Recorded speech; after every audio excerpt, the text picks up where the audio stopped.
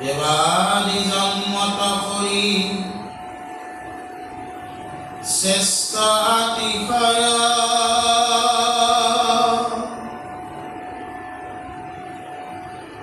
স্বৰ্গত লভিয়া জন্ম কি কাৰ্য সাধয়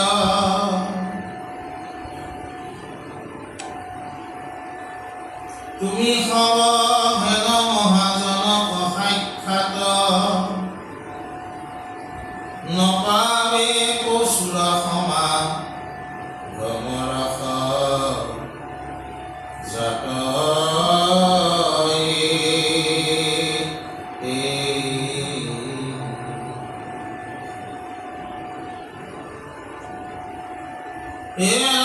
মেতেকে মনুষ্য জন্ম সবাতোই উত্তম পাবয়াত মহন্তৰ পশুৰ সংগম কৃষ্ণ যশে যাহাৰ উদিত হইল চিত্ত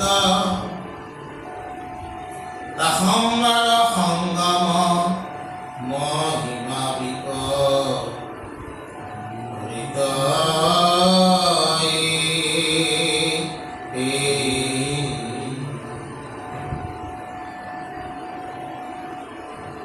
আমি যোৱাকালি জৰভৰতৰ ঘটনা আমি শুনিলোঁ আৰু জৰভৰতে বহুগণ ৰজা ব্ৰহ্মজ্ঞানৰ প্ৰদান কৰা কথাটো আমি শুনিলোঁ। এতিয়া ৰজাই কৈছে কি যে যিমান জন্ম আছে তাত সকলো জন্ম হ'ল মনুষ্য জন্ম হ'ল উত্তম জন্ম। স্বৰ্গত জন্ম নিজে গুচি আমাৰ এই মানে ভক্তিক জন্ম পোৱাটোৱে গুচি আৰু হয় মনুষ্য জন্ম। তাৰমানে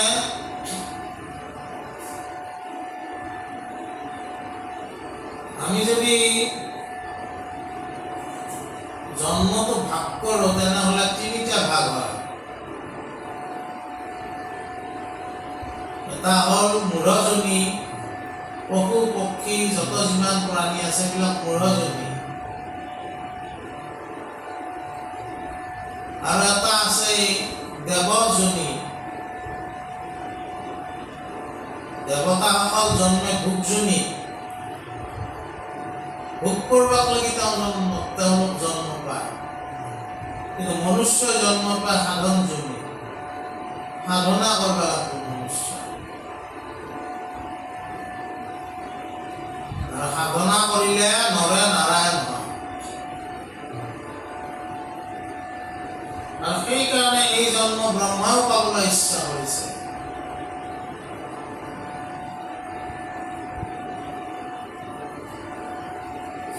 এই জন্ম ব্ৰহ্মাও পাবলৈ কৰি ইচ্ছা কৰে। ব্ৰহ্মা প্ৰাৰ্থনী নৰতনু অনুপম। আৰু ধন্য ধন্য কলিকাল ধন্য নৰতনু ভাল। মহাপুৰুষ শংকৰদেৱে লিখিছে, বুজি পাইছে না? কলিকাল শ্ৰেষ্ঠ ধন্য নৰতনু হ'ল ধন্য তনু। আৰু ধন্য ধন্য ভাৰতবৰ্ষে। এই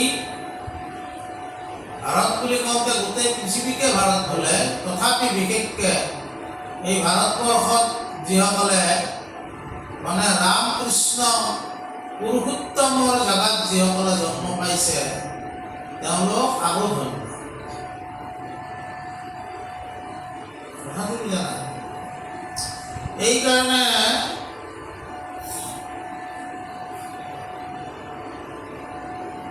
বহুগণ ৰজাই কৈছে যে স্বৰ্গত জন্ম ল'লে কি হ'ব?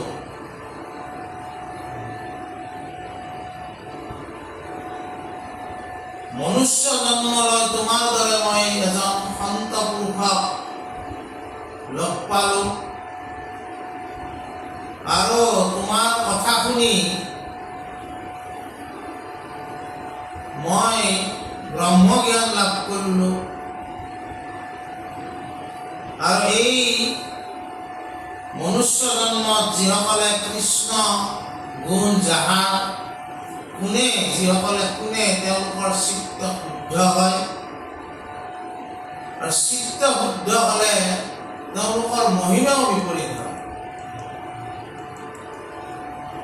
এই কথাবিলাক জৰভৰতক মানে ৰজাই কৈ আছে ব্ৰহ্মজ্ঞান লাভ কৰাৰ পিছত। তাৰপিছত আকৌ কি কৈছে?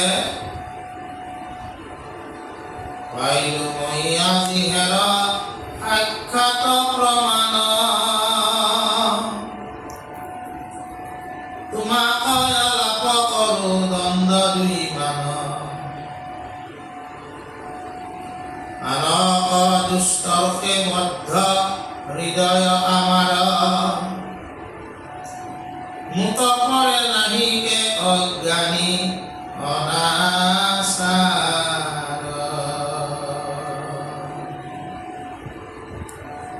এৰাম দুই দণ্ডে সিতু অবিবেক নষ্ট গইলা,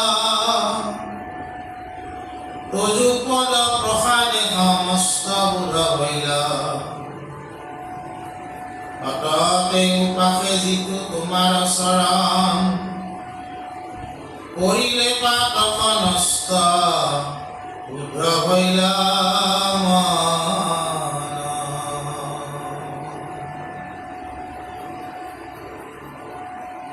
আৰু ৰজাই কৈছে কি বুলি যে তোমাৰ দৰে সন্ত পুৰুষক মই সাক্ষাতে পালো, দুই দণ্ড মাত্ৰ প্ৰায় 24 মিনিট সময় তোমাৰ লগত মই কথা পাতিলো। এই কথাখিনিয়ে মোক কি কৰিলে, মোৰ যিটো বদ্ধ হৃদয়, যি অজ্ঞানতাই আৱৰি আছিলে, সেই অজ্ঞান সমস্ত নাশ হয় তিমিৰাচন্ন হৃদয় মোৰ, তিমিৰাচন্ন হৃদয়ত মোৰ সূৰ্যৰ উদয় হ'ল, পোহৰৰ উদয় হ'ল। কিমান সময়ৰ ভিতৰত? মাত্ৰ 2 দণ্ড বা 24 মিনিটৰ ভিতৰত।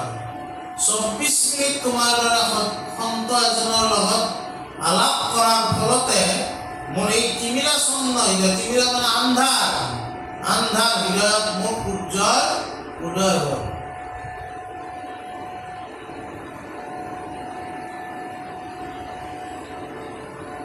আৰু কি কৈছে, গতিকে তোমাৰ দৰে সন্তৰ চৰণক মই সেৱা জনাইছো, আৰু তোমাক সেৱা জনোৱাৰ কাৰণে মোৰ সমস্ত পাপ নষ্ট হয়, মই শুদ্ধতা পেলাইছো। এজন সন্ত পুৰুষক সেৱা জনাই, চৰণক সেৱা জনালে আমাৰ পাপবিলাক মোচন হয় বুলি কৈছে, বুজা নাই? তাৰপিছত কি কৈছে,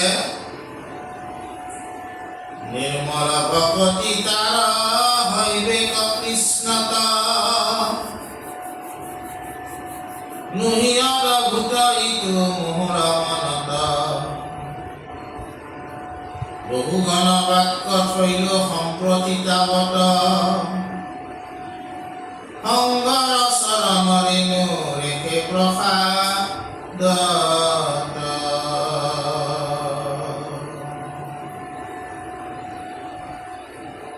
হৈবেক ভকতি ভগৱন্ত ঈশ্বৰত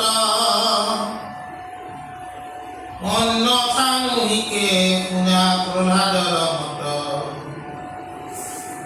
ধৈৰ্য যিটো জনয়তি হয় গীৰ্ঘৱতী কৃষ্ণৰ পাদক পদ্ম নোচোৱে তাৰ মতি।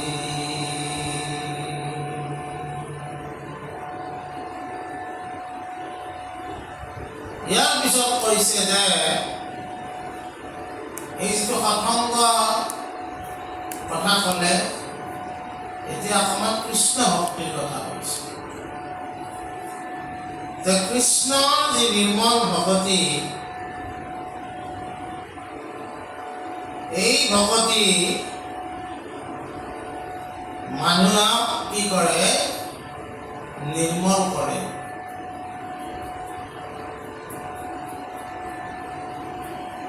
আৰু এইটো অদ্ভুত কথা নহয়, এইটো সত্য কথা। কৃষ্ণৰ নিৰ্মল ভকতি মানুহকো কি কৰে, নিৰ্মল কৰে। আৰু কি কৈছে,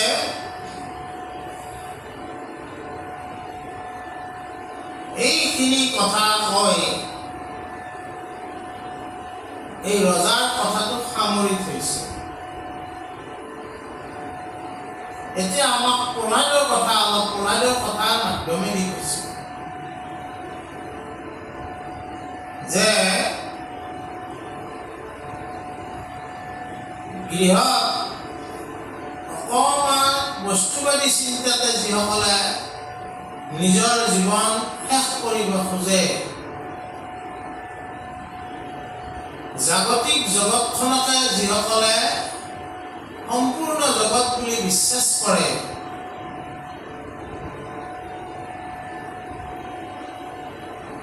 তেখেতসকলে কি কৰে?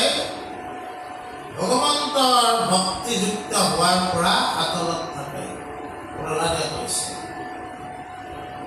পুনা পিতৃ ইটো গৃহ অন্ধকূপ সৰি, তপোবনে অচিত্তে আৰাধিও হৰি।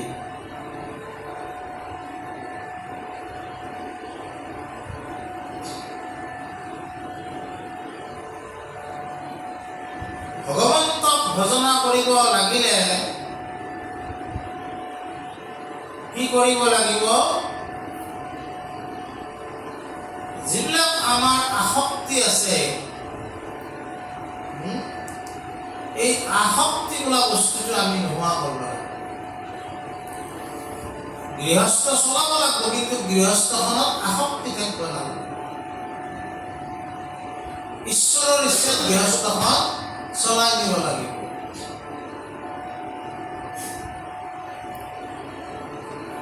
আৰু যিসকলে এইদৰে ভগৱন্তক ভজনা কৰি ভগৱন্তৰ চৰণ বন্দনা কৰে, তেওঁলোকৰ সমস্ত দুখ নিৰন্তৰে নোহোৱা হৈ যায়। পৰম সুখৰ ফালে তেওঁলোকে আগবাঢ়িব পাৰে। কিন্তু ইয়াত এটা কথা আছে, ইয়াতে সৎসংগৰ কথাটো কৈছে কি বুলি, যে কৃষ্ণ ভক্তি কৰাৰ আগত বৈষ্ণৱৰ পদৰেণু কিন্তু তুমি শিৰত ল'ব লাগিব।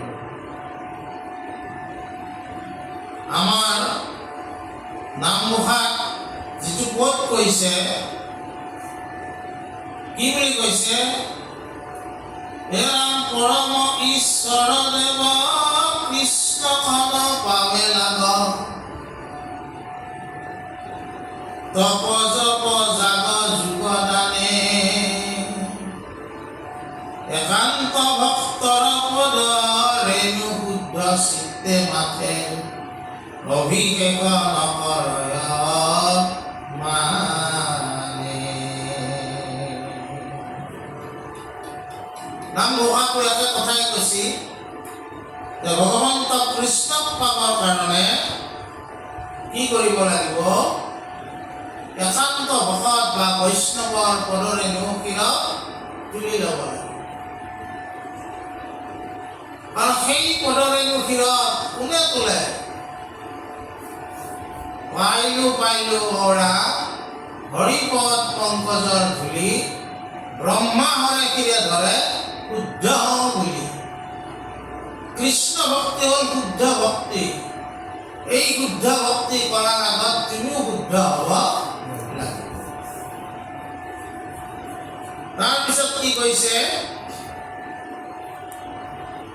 হে ৰাম তেৱেহে হৰি বেক হৰি, চৰণত ৰতি, মুক্তৰ দুৰ্লভ কৃষ্ণ দেৱৰ ভকতি, প্ৰকৰণ অৰ্থ উপসংহৰি নিশেষ, প্ৰহ্লাদ বচনে শুনা কহু সবিশেষ, সিংহৰ পাদ পদ্ম ধৰিয়া প্ৰহ্লাদে, পৰম বিনয়ী ভাৱে বুলন্ত আলাদে। এতিয়া আৰু কি ক'লে? যে এই পদৰেণু লৈ কৃষ্ণ ভক্তি কৰাৰ কাৰণে যদি আমি আগবাঢ়ো, এই ভক্তিক কি বুলি কৈছে? মুক্তিতকৈও দুৰ্লভ বুলি কৈছে। মুকুতিতকৈও এই ভক্তি দুৰ্লভ বুলি কৈছে। আকৌ কি কৈছে? অকমান সময় এই কথা সামৰি, মানে নিসিংহ যিটো মানে নৰসিংহ যিটো অৱতাৰ, তাৰ মাধ্যমেদি আমাক ক'ব বিচাৰিছে কি? যেতিয়া নিসিংহ অৱতাৰ হ'ল, বুজা না? নৰসিংহ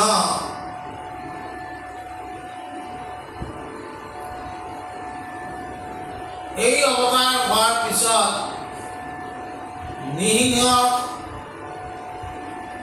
খুব সেইটো অৱতাৰ ক্ৰোধৰ অৱতাৰ এতিয়া কোনো সম্বৰণ হোৱা নাই ভগৱন্তৰ কোনো সম্বৰণ নহ'লে কি হ'ব সৃষ্টি তদবল হ'ব ব্ৰহ্মা হৰ ইত্যাদি সকলে লক্ষ্মীক ক'লে লক্ষ্মী ওচৰলৈ যাব ভয় পালে বাকী কোনেও যাবলৈ সাহ কৰা নাই শেষত ভগৱন্ত হ'ল ভকতবৎসল প্ৰহ্লাদক আগবঢ়াই দিলে প্ৰহ্লাদে কি কৰিলে হে ৰাম শুনা প্ৰভু ব্ৰহ্মাই আদি কৰি যত জীৱ যত জানো সাংগ পাংগে মই সবাৰ মহত্ত আয়ুষ যত বিভৱ প্ৰধান জানো ইন্দ্ৰিয়ৰ ভোগ যাৰ যত মান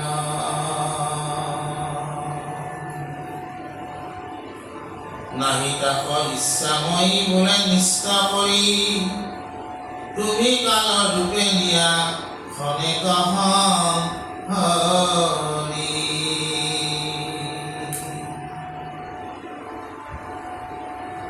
তাৰমানে আমাৰ ব্ৰহ্মাকে আদি কৰি যত জীৱ আছে সব মায়া সজ্জাত শুই আছে কেৱল মাত্ৰ চৈতন্য হ'ল পৰম ব্ৰহ্ম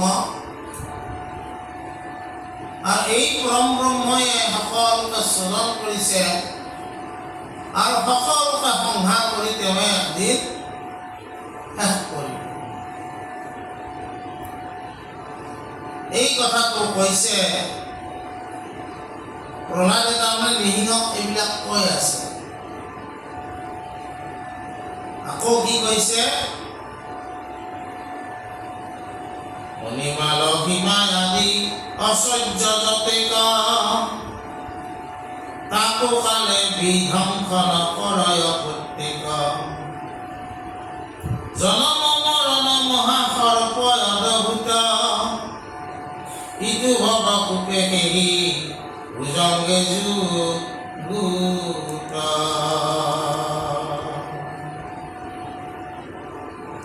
ইহাত পৰিয়া সদা আছে সৰ্বজন ময়ো কাষম্বাৰ সংগী জানা নাৰায়ণ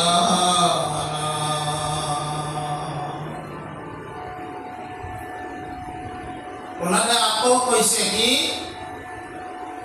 যে ভগৱন্ত প্ৰভু তুমি অষ্টসিদ্ধি মালিক তুমি নৱনিধিৰ মালিক বুজা নাই কিন্তু এই অষ্টসিদ্ধি নৱনিধি থাকিলেও তাৰো কি আছে জনম আৰু মৰণ আছে এই যে সকলো লোকৰ কথা আমি কৈ আছো তাৰে ভিতৰত ময়ো আছো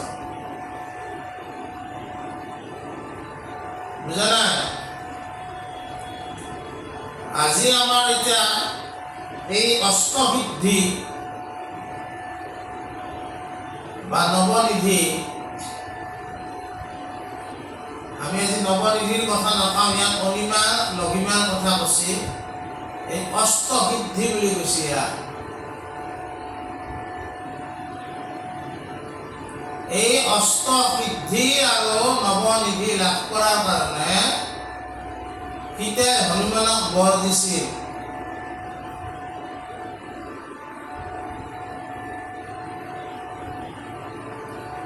আজি আমি অকণমান অষ্টসিদ্ধিৰ বিষয়ে আলোচনা কৰোঁ এই অষ্টসিদ্ধিৰ কথা যুগত আছে যুগশাস্ত্ৰত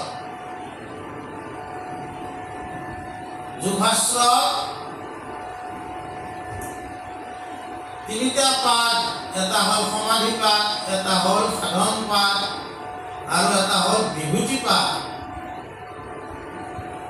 এই বিভূতি পাঠত অষ্টসিদ্ধিৰ কথা আছে।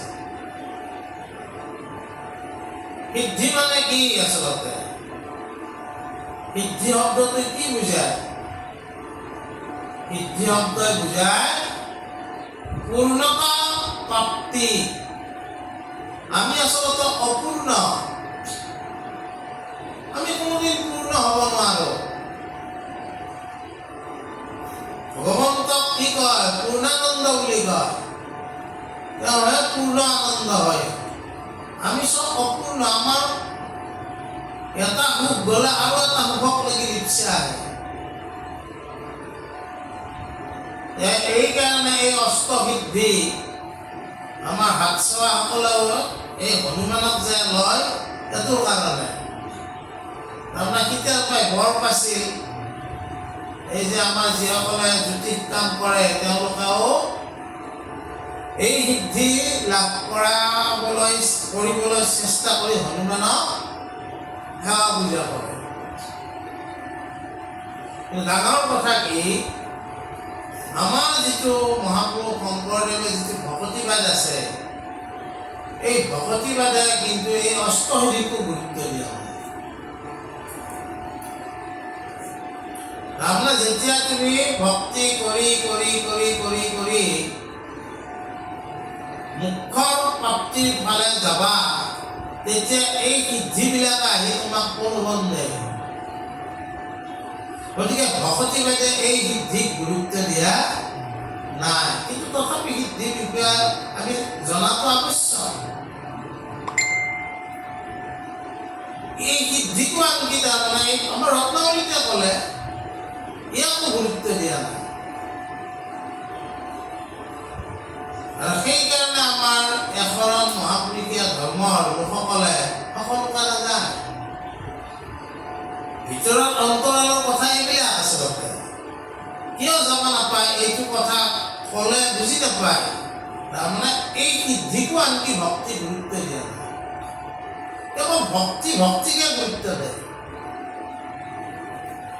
কাৰণ এই সিদ্ধিবিলাকে তোমাক কি কৰিব? প্ৰলোভিত কৰি এই মতে প্ৰলোভন্ত বৰে নবাঞ্চন্ত প্ৰহ্লাদ কুমাৰে। তোমাক প্ৰলোভিত কৰিব ইচ্ছা কৰিব, কিন্তু তোমাৰ যিটো প্ৰাপ্তি, সেই প্ৰাপ্তিৰ কাৰণে তুমি আধা বাটতে এই প্ৰলোভনত পৰি ৰৈ যাবা। সেইকাৰণে ভকতি এইবিলাকক গুৰুত্ব দিয়া নাই, কিন্তু আমি জনাটো উচিত। এতিয়া কথাটো হ'ল কি, এই অষ্টসিদ্ধি হ'ল প্ৰথম তাৰমানে অনিমা বুলি কৈছে। অনিমা মানে বিকামিং স্মলেষ্ট, সৰু হোৱা, সূক্ষ্ম হোৱা। আৰু কি বুলি কৈছে? নিজৰ শৰীৰ এটা অনুৰ সমান। অনুমানে মনে চকু দিবই কৰি অনুৰ সমান কৰিব পৰা সিদ্ধিকে কি বুলি কৈছে? অনিমা। কোনে সিদ্ধি কৰিছিল? হনুমানে কৰিছিল, আৰু হনুমানক বৰ দিছিল গীতে আমাক। আৰু কি কৰিছিল এত সিদ্ধি কৰি? এই ৰাক্ষসবিলাকে লংকাত যেতিয়া তেওঁ গৈছিল, ৰাক্ষসবিলাকে চকুত নপৰা কৰি সীতা ক'ত আছে সেইটো লক্ষ্য নিৰীক্ষণ কৰিছিল। অনিমা সিদ্ধিৰে, বুজা নাই? এই সিদ্ধিবিলাকৰ কথা হনুমান চালিচাত আছে।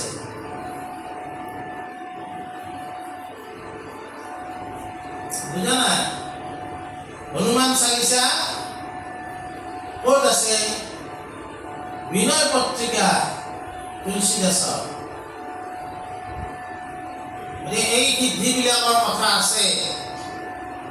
তাৰপিছত 2 নম্বৰ সিদ্ধি হ'ল মহিমা। এই মহিমা মানে কি? ডাঙৰ কৰিব পৰা, স্থূল কৰিব পৰা সিদ্ধি। হনুমানে যেতিয়া সাগৰেদি যাই আছিল, তেতিয়া চুৰচা নামৰ এটা ৰাক্ষসী সাপৰ আকাৰ লয় হনুমানক গিলিব উচিত। মনত পৰিছে না?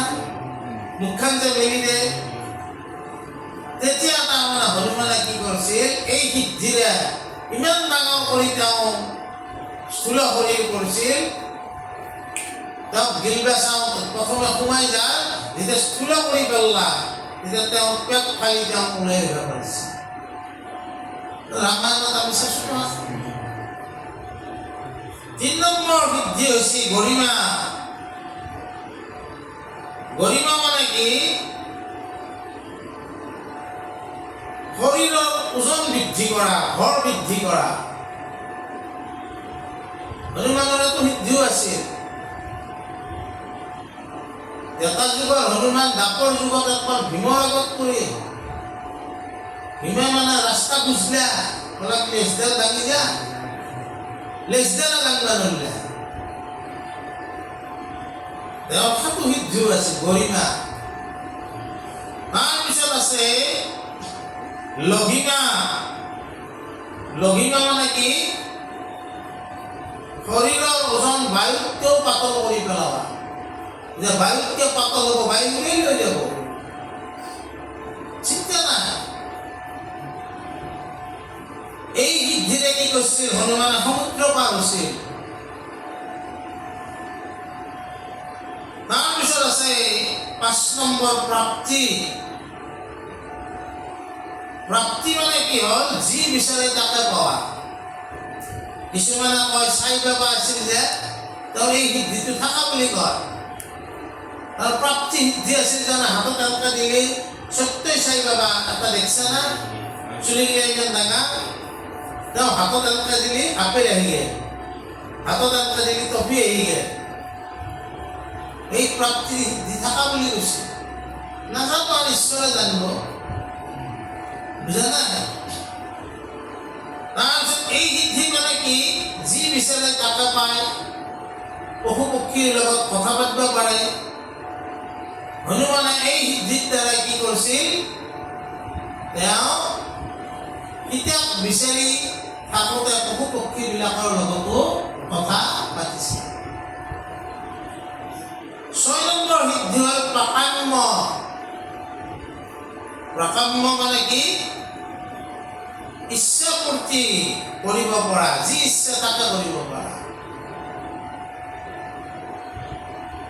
প্ৰাকাম্য সিদ্ধি বুলি কৈছে। হনুমানে ইয়াৰ দ্বাৰাই ব্ৰাহ্মণৰ বেশতো ৰামৰ ওচৰলৈ গৈছে। তাৰপিছত কি হ'ল? ৭ নম্বৰ হ'ল ইচিত্ত বা ইছতম। ইয়াক কি বুলি কৈছে? এইটো হ'ল নতুনকে সংসাৰ ৰচনা কৰিব পাৰা। আমি যি চলি আছো সেইটো নহয়, নতুনকে সংসাৰ ৰচনা কৰিব পাৰা। প্ৰচলিত নহয়, নতুন চিষ্টেম। নতুন চিষ্টেম, বুজি পাইছে না? নিজৰ এই ইচিত্ত বা ইচিত্ত যিটো সেই, তাৰ কাৰণে কি হ'ল? বায়ুৰ পুত্ৰ হনুমান তেওঁ ঈশ্বৰৰ দৰে কি হ'ল? স্বৰূপ পাইগে। তেওঁকো সেৱা পূজা কৰা হয়গে। সেই ত্ৰেতা যুগৰ ৰামৰ লগত বাকীবিলাকতো পূজা সেৱা নকৰে, হনুমানক কৰে। তাৰপিছত আছে বশিষ্ঠ বা বশিতম, বশ কৰিব পৰা। আৰু হনুমানে সেইকাৰণে তেওঁ ব্ৰহ্মচাৰী হ'ব পাৰিছিল, বশিতম সিদ্ধি লাভ কৰিছিল। তাৰ দ্বাৰা তেওঁ ইন্দ্ৰিয়ৰ যিমান ইন্দ্ৰিয়ক বশ কৰি কোনো ইন্দ্ৰিয়ই তেওঁক ডিষ্টাৰ্ব দিব নোৱাৰিছিল। আৰু সেইকাৰণে ব্ৰহ্মচাৰী আমাৰ ইয়াত নাই। এই যিটো মানে মুষ্টি খেল আছে, পালোৱানী খেলা, তেওঁলোকে তাৰমানে ব্ৰহ্মচাৰী হনুমন্তৰ মূৰ্তিক সেৱা পূজা কৰে। গতিকে এই হ'ল এই অষ্টসিদ্ধি যিসকলে লাভ কৰে তেওঁলোকে আকৌ কি কৰে ঈশ্বৰৰ নৱনিধি লাভ কৰে। কেতিয়াবা আমি নৱনিধিৰ বিষয়ে আলোচনা কৰিম। অষ্টসিদ্ধি হ'ল অনিমা,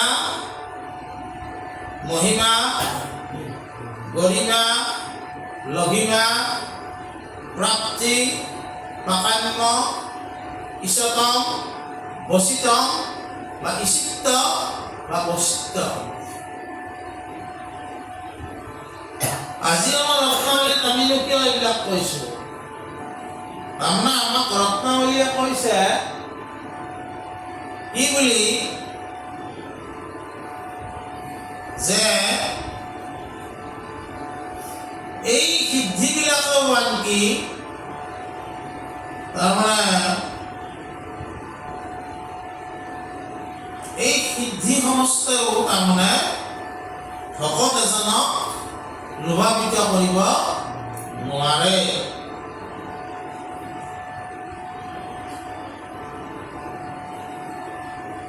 কাৰণ ভকত এজনে কি বিচাৰে? ভক্তি বিচাৰে। আৰু ভক্তি বিচাৰে কাৰণে তেওঁ এই সিদ্ধিসমূহ নিবিচাৰি কি বিচাৰে? এজন সৎ সংগী বিচাৰে।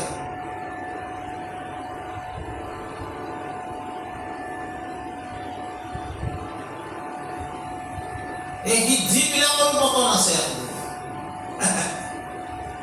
বুজা নাই? যিটো পূৰ্ণ আনন্দ কিন্তু তেওঁহে বিচাৰে ভকতে। গতিকে এই সময়তে প্ৰহ্লাদে কৈছে কি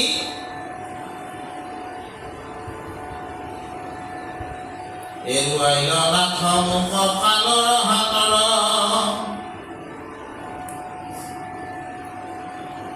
আপোনাৰ বৃত্ত কৰি লয়া দামোদৰ।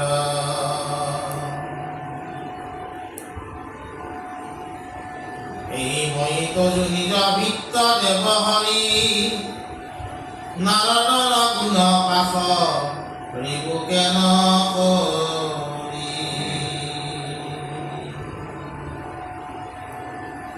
প্ৰহ্লাদে কৈছে দেৱী নৰসিংহক প্ৰাৰ্থনা কৰি যে এই সকলো যিবিলাকৰ পতন হয় তাৰো ভিতৰত ময়ো এজন, কিন্তু তুমি মোক সকলো কালতে ৰক্ষা কৰি থাকিলা। হিৰণ্য কশিপু প্ৰহ্লাদ পুত্ৰক নানান দুৰ্গতি দিলা। হৰিনাম মহা কবচ প্ৰভাৱে তানলুম নলৰিলা হায়ে। নিহিঙক প্ৰাৰ্থনা কৰিছে, তুমি মোক কিন্তু সদায় ৰক্ষা কৰি থাকিলা। আৰু এই ক্ষেত্ৰত ভগৱন্ত প্ৰভু মই নাৰদৰ গুণো নাপাহৰো। কি বুলি কৈছে? সম্প্ৰতি তোমাৰ অনুগ্ৰহ এনে হওক তজু নিজ ভিতৰ পাশক নিও মুখ। নাৰদৰ কথা কৈছে। নাৰদৰ দ্বাৰা ভগৱত প্ৰেম গৰ্ভত থাকোঁতে তাৰমানে প্ৰহ্লাদৰ উপজিছিল।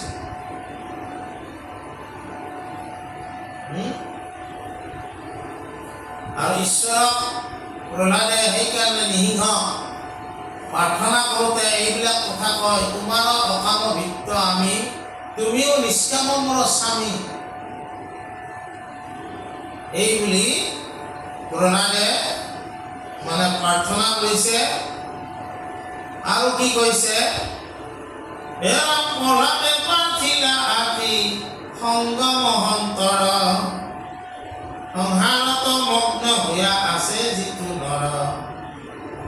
সাধু সংগ বিনা তাৰ নাহি আন গতি এহি মানে শাস্ত্ৰ ফল শুনি সম্প্ৰতি।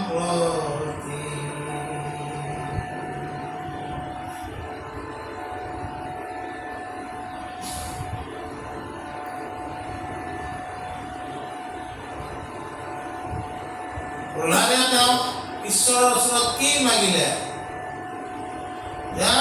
সাধু সংগহে তেওঁ মাগিলে আৰু কি ক'লে যে সাধু সংগ বিনা আমাৰ গতিপথ নিৰ্ণয় নহয়। আমাৰ গতিপথ নিৰ্ণয় হয় সাধু সংগৰ দ্বাৰা।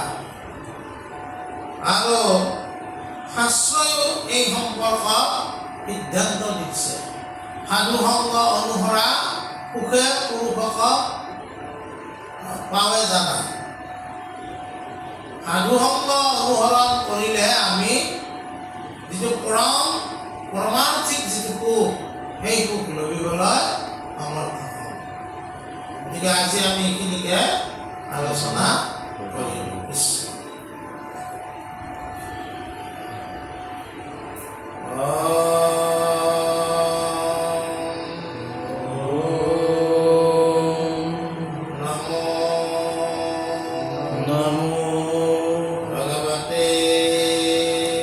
भगवते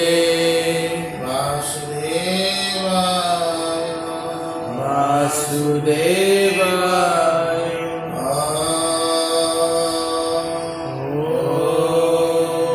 असतमा सद्गमय